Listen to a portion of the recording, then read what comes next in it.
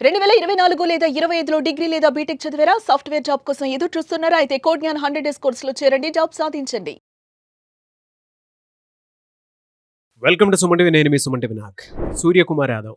ఇవాళ ఈ పేరు గురించి నేను ప్రత్యేకించి చెప్పాల్సినటువంటి అవసరం లేదు. ఎందుకంటే ప్రతి ఇండియన్స్‌కి ఆయన పేరు సుపరిచితమే అని చెప్పేసి చెప్పాలి. ఆసియా కప్ దీనికి సంబంధించినటువంటి క్రికెట్ మ్యాచ్ ఒకటి జరగడం జరిగింది. సో, అందులో భాగంగానే ఆయన ప్రవర్తించినటువంటి తీరు ఇండియన్స్‌ని గర్వపడేలా చేసిందా? అండ్ దానికి సంబంధించినటువంటి వాటిల్లో గనక మనం చూస్తే ఆ యాటిట్యూడ్‌ని ఎందుకు మెయింటైన్ చేయాల్సి వచ్చింది? ఆ మ్యాచ్ మొత్తం గనక మనం చూస్తే ఈ రోజుకి అంటే మనం మాట్లాడుకుంటాము. ఓహో! ఇలానే ఉంటారా? ఈవెన్ కప్ కూడా తీసుకోకుండా రావడానికి గల ప్రధాన కారణాలు ఏంటనేది కూడా ఈరోజు మనతో పాటు హైకోర్టు అడ్వకేట్ అలగారి రవీంద్రనాథ్ గారు ఉన్నారు. అది వారి మాటల్లో అడిగి తెలుసుకుందాం. Hello sir. హాయ్ అండి నాగరాజ్ గారు. ఈ మ్యాచ్ వచ్చేటప్పటికి చూపించినటువంటి తెగువ కానివ్వండి, లేదంటే ఒత్తిడి కానివ్వండి, చాలా ఎక్కువ అని చెప్పాలి. ఎస్పెషల్లీ ఆపరేషన్ సింధూర్ తర్వాత జరిగినటువంటి మ్యాచ్ ఇది. ప్రతి ఒక్కరికి కూడా ఒక ఉత్కంఠ నెలకొందని చెప్పడంలో ఏమాత్రం సందేహం లేదు. అండ్ ప్రతి ఒక్కరూ దాని మీద స్పందించడం జరిగింది. సూర్యకుమార్ యాదవ్ గారు చూపించినటువంటి తెగువ అనుకోండి, లేదంటే మేరా భారత్ మహాన్ అని మనం గొప్పగా చెప్పుకుంటూ ఉంటాం కదా. సో ఆ ఆటిట్యూడ్తో కూడుకున్నటువంటి ఆటిట్యూడ్ చూపించారా అనేటువంటి విషయంలో కానివ్వండి, ఏం జరిగిందని అనుకోవచ్చు? ఓవరాల్గా మ్యాచ్ మీద మీ ఒపీనియన్ ఏంటి? ఏషియా కప్ 2025 ఏదైతే మ్యాచ్ జరిగిందో ప్రతి మ్యాచ్ రోమాంచితంగా నడిచిందని చెప్పుకోవచ్చు. సో భారత్ పాకిస్తాన్ ఎంటైర్ ఈ సిరీస్లో మొత్తం 3 టైమ్స్ ఆపోజిట్గా కలవడం జరిగింది. అయితే ప్రతి మ్యాచ్ కూడా ఉత్కంఠతే ఉన్నట్టుగా చెప్పుకోవచ్చు. ఇందులో విశేషం ఏమిటంటే క్రికెట్ అన్నది భారతీయుల యొక్క జీవనాడి అని చెప్పుకునేటట్టుగా ప్లేయర్స్ కూడా అలానే బిహేవ్ చేశారు. ఇది రీసెంట్గా ఏషియా కప్ ఈరోజు 2025లో యూత్ ఈరోజు ఫీల్ అవుతున్నప్పుడు కూడా దీనికి 30-40 సంవత్సరాల క్రితం కూడా ప్రతి ప్లేయర్ కూడా అలాగే ఉండేవారు. ఇమ్రాన్ ఖాన్ అనే ఒక ప్లేయర్, ఒక క్రికెట్ ప్లేయర్ క్రికెట్లో ఉండి పాకిస్తానీ క్రికెట్ కెప్టెన్గా ఉండి తర్వాత ఆ దేశ ప్రెసిడెంట్ కూడా అయ్యాడు, ప్రధాని కూడా అయ్యాడు. తర్వాత ఎందుకు మనం మాట్లాడుకున్నాం, క్రికెట్కి భారతదేశ రాజకీయాలకి విడమడిచి అవినాభావ సంబంధం ఉంది. రెండింటిని విడదీసి మనం చూడలేం. ప్రతి మ్యాచ్ కూడా ఒక ఉత్కంఠతే. దాయాదుల పోరంటాం మనం.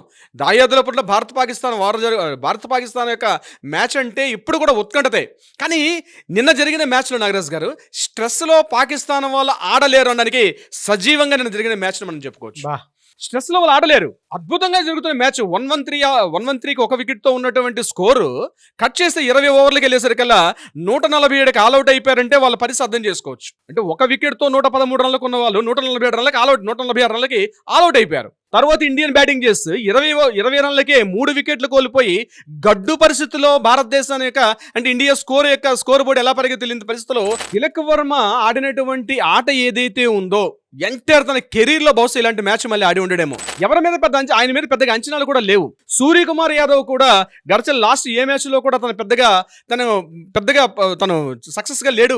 ఈ పరిస్థితిలో ఇండియా పరిస్థితి ఏమనుకున్న టైంలో తిలక్ వర్మ ఆడినటువంటి ఆట ఏదైతే ఉందో కొడుతున్న షాట్స్ చూస్తుంటే అతను లాంగ్ షాట్లు ఆడినట్టు కానీ ఆఫ్ సైడ్లో కానీ అవుట్ స్వింగ్లో ఆడుతున్న ఆట ఒక్కొక్క షాట్ కొడుతుంటే ఒక్కొక్కటి ఒక లైబ్రరీ బుక్లో ఆడిన షాట్లు అలా ఉంటాయి అనేవి.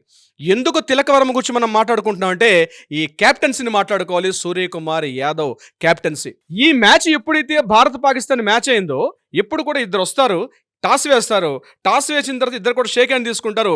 షేక్ హ్యాండ్ తీసుకొని ఇమ్మీడియట్గా అక్కడ ఉన్న కామెంటరేటర్ ఏం చేస్తారంటే ఎవరైతే టాస్ విన్నారో వాళ్ళ ముందు మైక్ పెడతారు. షేక్ హ్యాండ్ తీసిన తర్వాత అక్కడ దాకా నిలబెడతారు. మాట్లాడిన తర్వాత వాళ్ళు వెళ్తారు. ఇది యాక్చువల్గా ఆనవాయితీ. ఇన్ని దశాబ్దాలుగా ఇన్ని సంవత్సరాలుగా క్రికెట్లో ఆనవాయితీ. కానీ సూర్యకుమార్ యాదవ్ దాన్ని బ్రేక్ చేశాడు. టాస్ గెలిచిన తర్వాత, టాస్ విన్ అయిన తర్వాత ఇమ్మీడియట్గా వెంటనే ఆయన అటువైపు అంటే పాకిస్తాన్ కెప్టెన్ ఎవడైతే ఉన్నాడో అలీబేగ్ ఉన్నాడో అటువైపు టర్న్ కాకుండా టక్కన అటు టర్న్ చేసుకుని వెళ్ళిపోయాడు. అంటే షేక్ హ్యాండ్ కూడా అంటే మొన్న జరిగిన ఆపరేషన్ సింధూర్ ఏదైతే ఉందో మేము మా నరనరాన కూడా మేము డైజెస్ట్ చేసుకున్నాం. మీరు మాకు ప్రత్యర్థులే, ఎప్పటికైనా మీరు మా దాయాదులే, మీరు మా ఎనిమీస్ అని ఎంటైర్ యూత్కి ఈరోజు సూర్యకుమార్ యాదవ్ చిన్న రిజల్ట్ ద్వారా మీడియా పూర్తిగా ఆయన మీద రకరకాల ఒత్తిళ్లు తీసుకొచ్చారు. షేక్ హ్యాండ్ ఇవ్వాల్సిందే ఆఫ్టర్ విన్నింగ్ ద మ్యాచ్. గెలిచినా ఓడినా కలిసిన తర్వాత అందరూ కలిసి వెళ్తారు, లైన్లో నిలబెడతారు. లైన్లో నిలబెట్టే ప్రతి ఆటగాడు కూడా షేక్ హ్యాండ్ ఇవ్వడం ఒక ఆనవాయితీ. కానీ దాన్ని కూడా బ్రేక్ చేశాడు ఆయన. అన్ని సందర్భాలు గెలిచినప్పుడు కూడా షేక్ హ్యాండ్ ఇవ్వాల. అది కూడా ఒక ఇది. టాస్ గెలిచినప్పుడు ఇవ్వలేదు, మ్యాచ్ విన్ అయినప్పుడు ఇవ్వలేదు. మధ్యలో నిన్న ఫర్హాన్ ఓపెనర్గా దిగిన తర్వాత అతను చేసిన 58 రన్స్ ఏవైతే ఉన్నాయో అంతకుముందు ప్రీవియస్ మ్యాచ్లో ఆపరేషన్ సింధూర్లో ఎలా అయితే మనం చేశారో అతను వెంటనే బ్యాట్ తీసి మిసైల్స్ ఎక్కుపెట్టినట్టుగా మేము మిసైల్స్ ఎక్కుపెట్టాం, మీరు ఏం చేయలేకపోయినట్టుగా 50 రన్స్ అవగానే అతను ఒక సెలబ్రేట్ చేసుకున్నాడు. దానికి కౌంటర్ పాయింట్గా మన ప్లేయర్స్ కూడా కౌంటర్ పాయింట్ ఇవ్వడం జరిగింది. అంటే ఈ మ్యాచ్ యాక్చువల్గా క్రికెట్గా జరగల. ఆపరేషన్ సింధూర్ ఏదైతే జరిగిందో ఆపరేషన్ సింధూర్ తర్వాత జరిగిన మ్యాచ్ వాళ్ళ మూమెంట్స్ అన్ని కూడా నిన్న దాని కౌంటర్ పాయింట్ బుమ్రా వేసిన బాల్ ఏదైతే ఉందో ఎక్స్పెక్ట్ చేయలే. ఆ వికెట్ వెళ్ళి పడితే అప్పుడు బుమ్రా ఇచ్చినట్టుంటే ఆయన ఇండికేషన్ కూడా ఇలా మొత్తం చెప్పాడు. అంటే మీరు అడిగినట్టు మీ ఫ్లైట్స్ని మేము కొలగొట్టారా బాబు, మీ ఫ్లైట్స్ అన్ని కూడా కిందగా పడ్డాయని చెప్పి ఇండికేషన్స్ అంటే సిగ్నల్స్ ఇవ్వడం. అంటే ఒక ఆటలో ఈరోజు యూత్కి కావాల్సినటువంటి ఒక ఎనర్జీ లెవెల్స్ని నింపారు ఈరోజు ప్రతి ఒక్కడు కూడా, ఇంక్లూడింగ్ ఇదంతా ఒక పార్ట్. నాగరాజ్ గారు మ్యాచ్ అయిపోయిన తర్వాత ఏషియా కప్ విన్ అయిన తర్వాత, బహుశా ఇన్ని సంవత్సరాలుగా జరుగుతున్న ఏషియా కప్ 1985లో స్టార్ట్ అయిన ఏషియా కప్ ఇన్నిసార్లు మ్యాచ్ అయిన తర్వాత ఎప్పుడు కూడా విన్ అయినటువంటి కంట్రీ మ్యాచ్ విన్ ట్రోఫీని తీసుకెళ్లకుండా ఎప్పుడు వెళ్ళలే. కానీ నిన్న సూర్యకుమార్ యాదవ్ గారు చేసిన పని ఏంటంటే ఆ మ్యాచ్ విన్ ట్రోఫీని తీసుకోలే. ఎందుకు?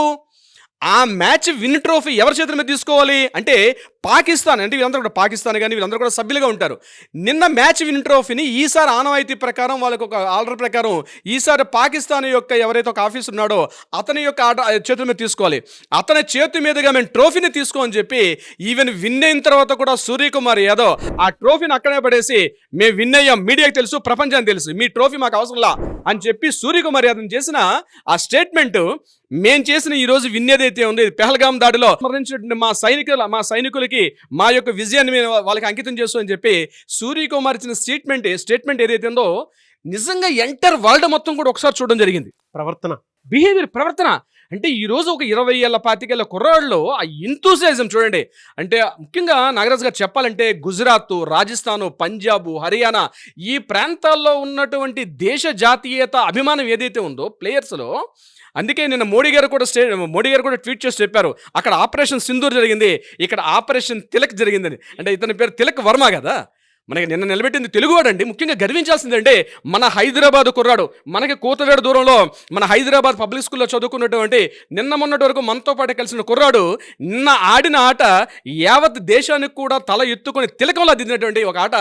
మోడీ చేతు శభాష్ అనిపించుకున్నటువంటి ఆట ఆడిన తీరు ప్రతి ఒక్కరిలో కూడా ఒక జాతీయతా భావం పెరగాలి.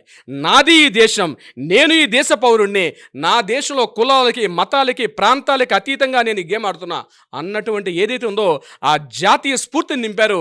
నిజంగా ఐసీసీ వాళ్ళు కూడా ఎంటర్ అయ్యి మీరు ఇట్లా చేయడం తప్పు, మీ మీద పెనాల్టీలు వేస్తాం, మీ మీద మేము రకరకాల పనిష్మెంట్ ఇస్తామంటే మీరు ఏమైనా చేసుకోండి, మేము ఇలానే ఆడతాం, మా బిహేవియర్ ఇలా ఉంటుందని చెప్పి సూర్యకుమార్ యాదవ్ కూడా ఐసీసీ అంటే ఇంటర్నేషనల్ క్రికెట్ కౌన్సిల్ని కూడా వాళ్ళ ముందు కూడా నన్ను హాజరుపరిచారు. ఆయన నువ్వు చేసిన బిహేవియర్ కరెక్ట్గా అది స్టేట్మెంట్ ఇవ్వకూడదు, రాజకీయాలకు అతీతంగా మ్యాచ్లు ఉండాలంటే నేను ఇలానే చేశాను, నేను చేసింది రైట్, మీరు నన్ను ఏమైనా చేసుకోండి, నా మ్యాచ్ ఫీజులో పెనాల్టీస్ తీసుకోండి, నన్ను సస్పెండ్ చేసుకోండి, కానీ నేను మాత్రం ఇలానే బిహేవ్ చేస్తానని చెప్పి సూర్యకుమార్ యాదవ్ ఇచ్చిన స్టేట్మెంట్ రియల్లీ హ్యాట్స్ ఆఫ్. చూద్దాం మన వాళ్ళు కూడా ఏమనుకుంటున్నారు అనేది కింద కమెంట్ బాక్స్లో పోస్ట్ చేయండి, మీ ఒపీనియన్ ఏంటి అనేది. Anyway sir, thank you so much అలాగే రవీంద్రనాథ్ గారు. Thank you so much Nagaraj గారు. సుమన్ టీవీలో మీ పర్సనల్ అండ్ బిజినెస్ ప్రమోషన్స్ కోసం కింది నెంబర్కి కాంటాక్ట్ చేయండి.